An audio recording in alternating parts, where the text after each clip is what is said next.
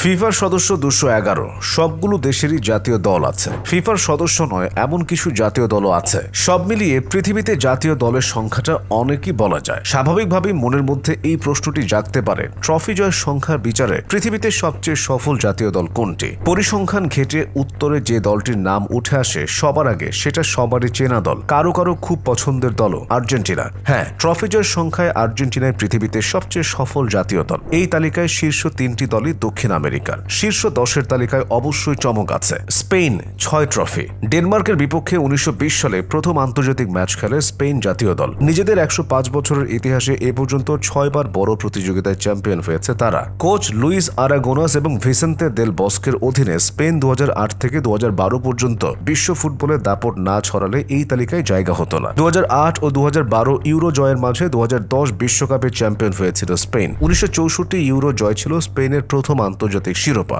Italy 7 trophy. European ফুটবলের পরাশক্তি এরা। 1910 সালে জাতীয় দল গঠনের পর এ পর্যন্ত 4 বার বিশ্বকাপ জিতেছে ইতালি। এর বাইরে মহাদেশীয় শ্রেষ্ঠত্বের আসর ইউরো জিতেছে 2 বার। 1936 বার্লিন অলিম্পিকের ফুটবল ইভেন্টে সোনা জিতেছে ইতালি। তখন জাতীয় দল খেলানোয় এই সাফল্য বিবেচনা করা হয়েছে তালিকায়।